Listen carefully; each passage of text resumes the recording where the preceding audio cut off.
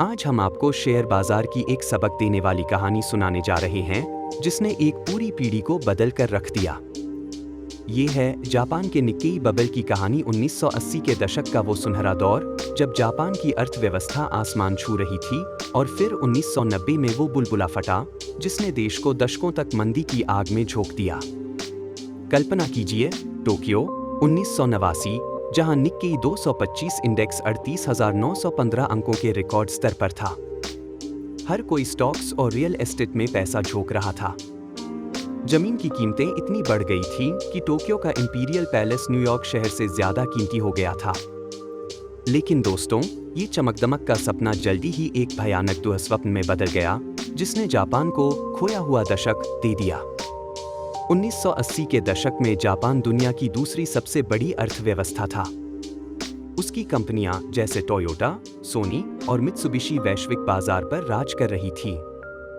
बैंकों ने सस्ते लोन बांटने शुरू किए और लोग बिना सोचे समझे शेयरों और प्रॉपर्टी में निवेश करने लगे। निक्केई इंडेक्स 1984 से 1989 तक 400% बढ़ा। रियल एस्टेट की कीमतें इतनी थीं कि लोग अपने घरों पर लोन लेकर और निवेश कर रहे थे। लेकिन ये बुलबुला टिकाऊ नहीं था। 1990 में बैंक ऑफ जापान ने ब्याज दरें बढ़ाईं ताकि इस हाइप को रोका जा सके। परिणाम, रियल एस्टेट और स्टॉक मार्केट धड़ाम से गिरे। 1992 तक निक्केई 80% नीचे आ चुका था और 38,915 से 7,000 अंकों तक लुढ़क गया। कंपनियां दिवालिया हो गईं, बैंकों के पास बेकार लोन का ढेर लग गया और लाखों लोगों की जमा पूंजी राख हो गई। जापान की अर्थव्यवस्था ठहर गई और ये मंदी दशकों तक चली। निक्केई बबल का असर सिर्फ पैसों तक सीमित नहीं था। इसने जापान की पूरी पीढ़ी को प्रभावित किया। युवा जो नौकरियों और अवसरों की उम्मीद में थे, बेरोजगारी और अनिश्चितता में डूब गए।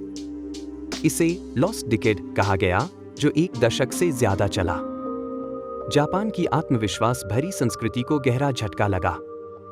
लेकिन इस बबल ने दुनिया को बड़े सबक भी सिखाए। पहला, लालच और हाइप पर आधारित निवेश खतरनाक है। दूसरा, ब्याज दरों का छोटा सा बदलाव बड़ा तूफान ला सकता है।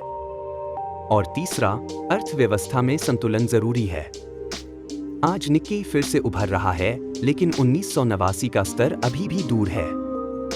ये कहानी हमें सिखाती है कि बाजार में सावधानी और समझदारी ही असली ताकत है।